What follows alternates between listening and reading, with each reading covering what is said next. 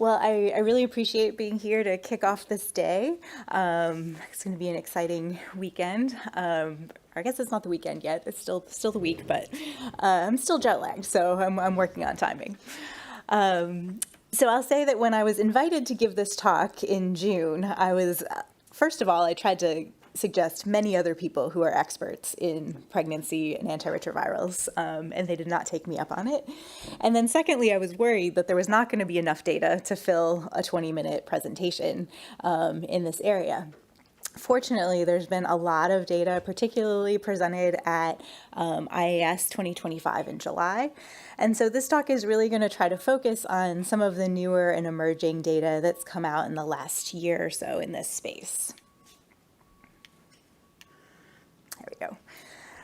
So I think talking to this room of mostly pharmacologists, I probably don't have to convince you of why it's important that we think about pharmacology during pregnancy. We know that there are lots of physiologic changes that can influence antiretroviral concentrations, many of which have been characterized by those in this room. And those changes can sometimes result in a need for dose adjustment or alteration of therapeutic recommendations. And sometimes they don't end up needing immediate intervention, but still really important to know about.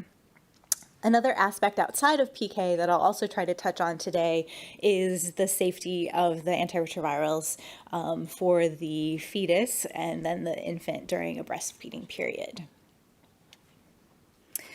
I'm going to focus today primarily on cabotegravir and rilpivirine for treatment, and then lenacapavir is the other currently approved long-acting antiretroviral that's available for treatment-experienced individuals.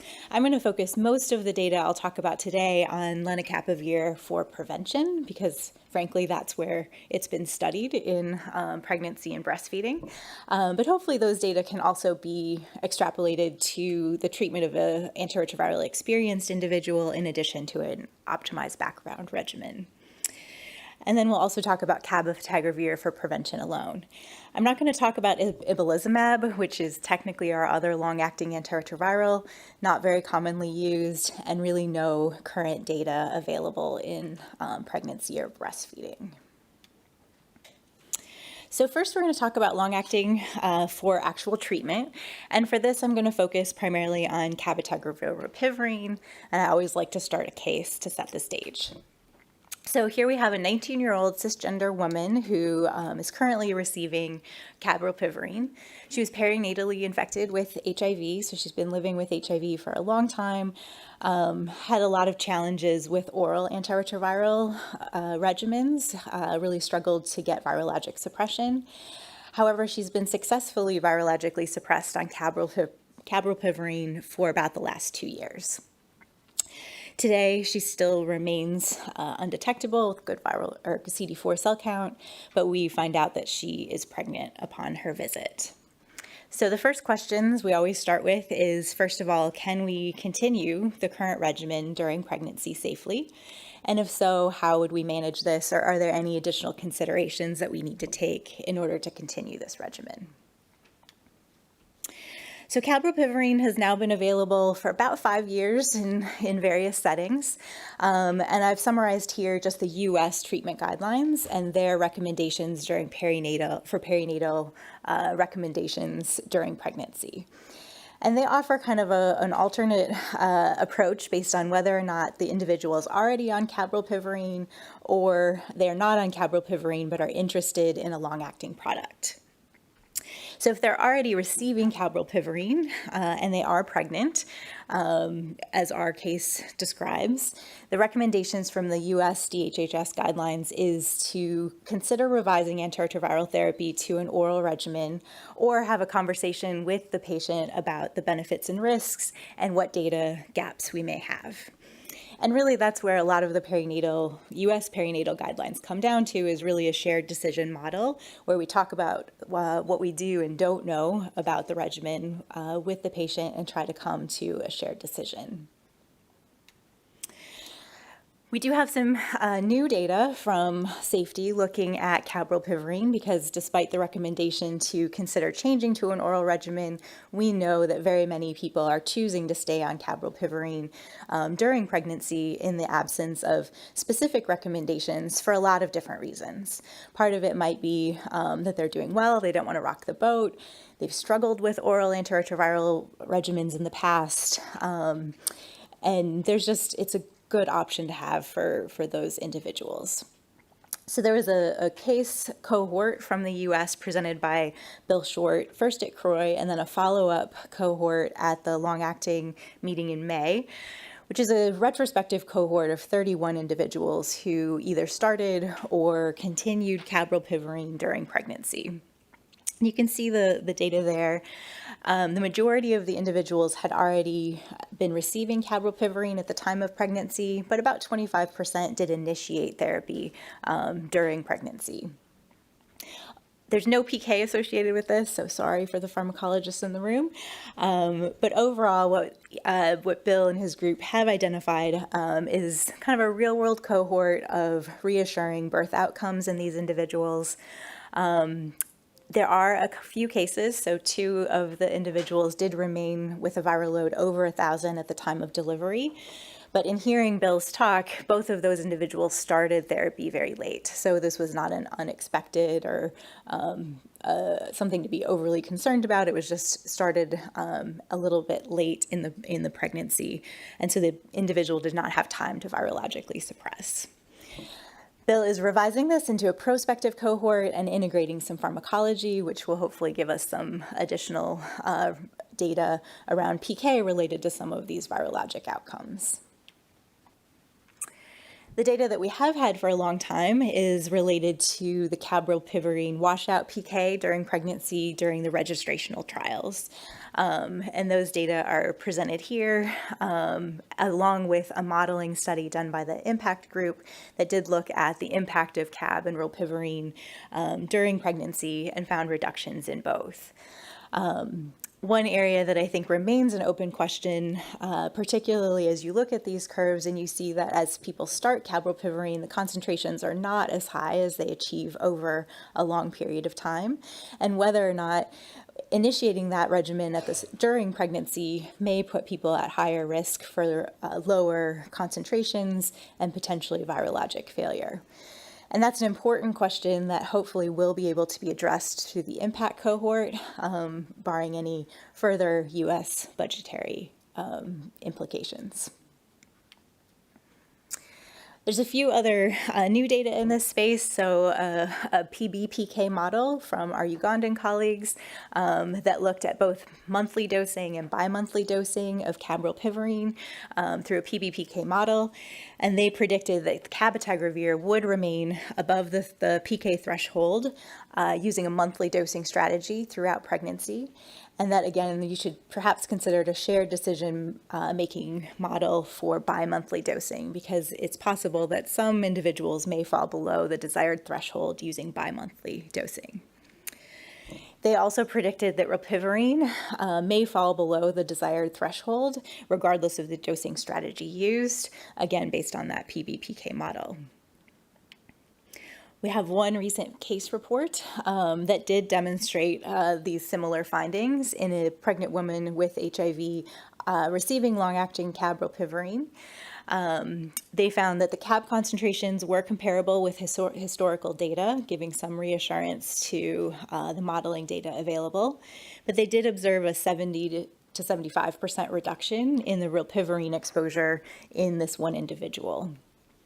Good news is despite that reduction, there was no signs of virologic failure and no vertical transmission to the infant. So what about therapeutic drug monitoring? TDM is something near and dear to all of our hearts for very many years. And I've personally noticed in the US, where TDM is not something we do commonly because of lack of access to easily retrieved labs, a renewed interest in TDM related to long-acting agents. I think part of this is because of some of the unexpected virologic responses that we're seeing in people starting on cabrolpivirine. Some of it is just a little bit of uncertainty. So I just wanted to share our most recent, really large cohort of French TDM monitoring in a huge group of individuals over a really prolonged period of use. And I don't really have to say much other than to show you this graph to tell you that there's a huge amount of variability. All of these individuals had at least 3 measurements, and you see a pretty high amount of inter-individual variability, which would be an indication for why we should consider TDM in this scenario, because the same dose of medication may not be achieving the same concentrations in all individuals. We do have some data that would suggest that low concentrations may predict virologic failure, which gives us another kind of tick box on that yes for TDM category. However, it's not super reliable. So there are people there have been associations with low concentrations and virologic failure. But on the other hand, we see a lot of individuals with low concentrations who remain virologically suppressed. So there still is a lot of uncertainty about if you do TDM, how many times do you need to measure the concentrations because of that high variability? And then secondly, what is our actual target concentration before we would take action? And then finally, if we take that action, are we going to actually see a change in the concentrations based on a changing dosing strategy? And then there's also a question, some recent data coming out of Italy that identified that there is potentially higher intracellular concentrations of long-acting rilpivirine. So they found an 8-fold higher concentrations of long-acting rilpivirine, whereas less of a concentration of cabotegravir in the intracellular compartment. And so it's possible that although we're seeing lower rilpivirine plasma concentrations, that may be part of the reason that we're seeing discordant TDM versus virologic outcomes is potentially due to other factors. And so we're anxiously awaiting that publication. And then similarly in this TDM cohort from France, despite the very high variability, only about 2.5% of individuals had virologic failure, very consistent with registrational trials. So as indicated by a very insightful commentary by Dr. Marzolini, related to this cohort is TDM probably is something that we could consider, particularly for specific populations that are understudied or in individuals who have a potential risk factor for virologic failure or reasons to expect low concentrations. So taking that back to the case that I presented to you at the beginning, this is actually a kind of hybrid scenario of 2 real-world patients who became pregnant while receiving cabrolpivirine.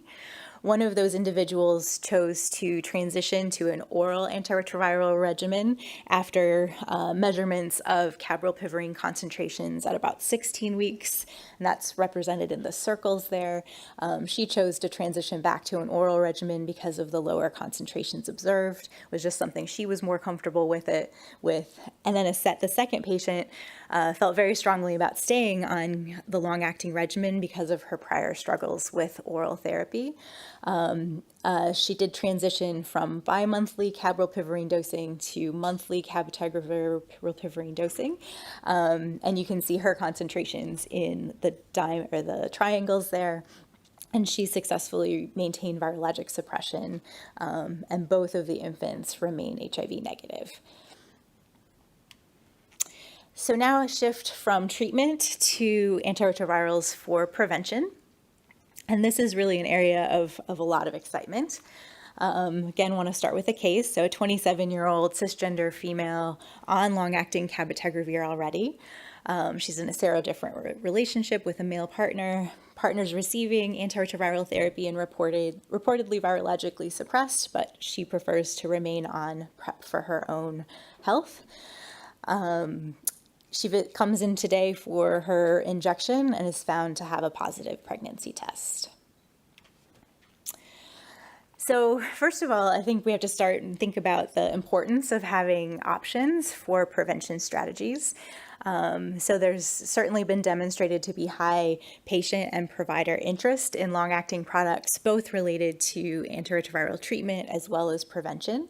However, I think for prevention, it brings in a different context when you think about other preventative products like contraception, subject near and dear to my heart. It's well established that having options for individuals to choose the type of product available for their individual needs will increase uptake as well as persistence.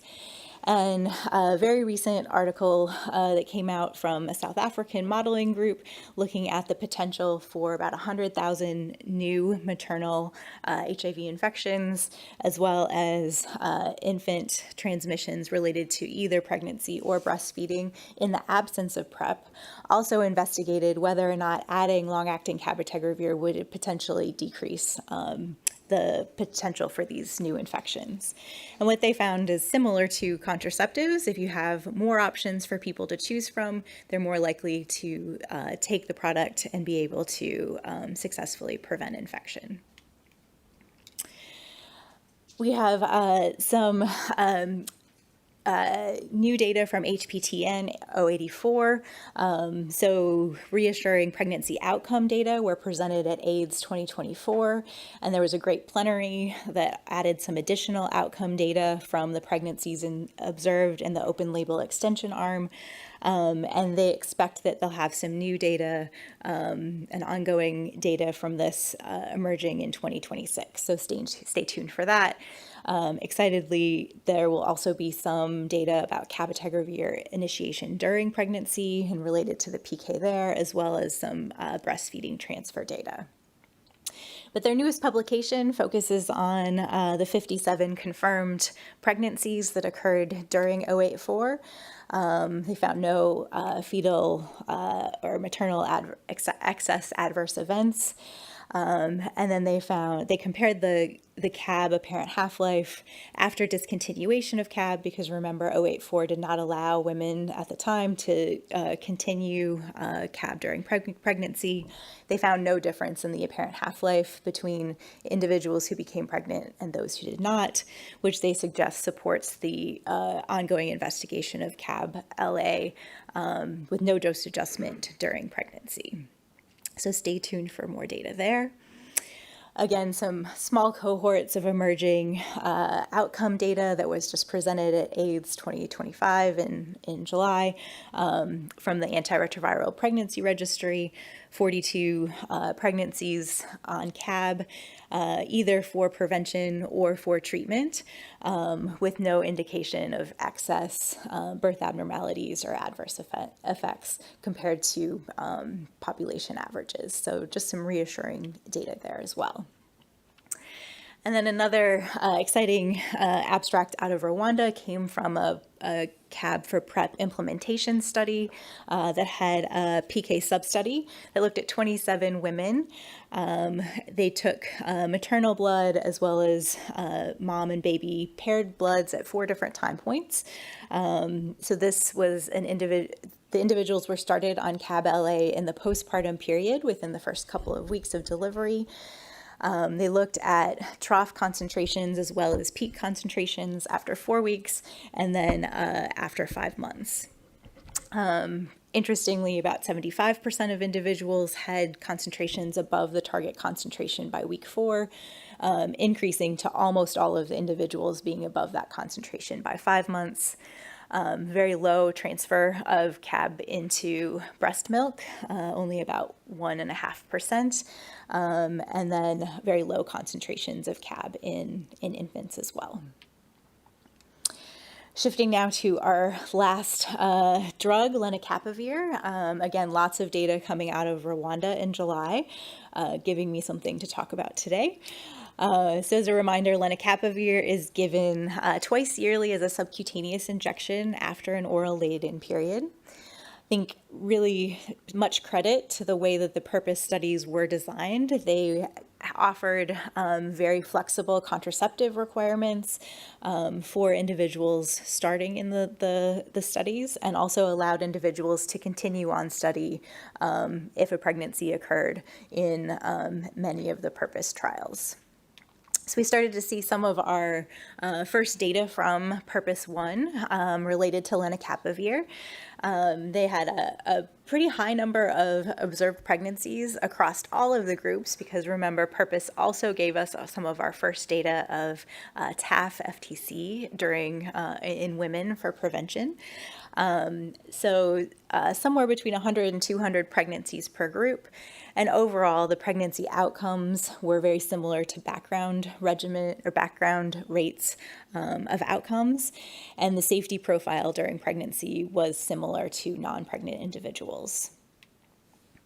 PK-wise, we saw, again, very variable concentrations, but as you can look across there, really no difference in lenacapavir concentrations in the different groups progressing throughout pregnancy. They have first, second, and third trimester data, as well as postpartum. And you can see, by and large, really no change in the lenacapavir concentrations overall, but obviously high variability here as well.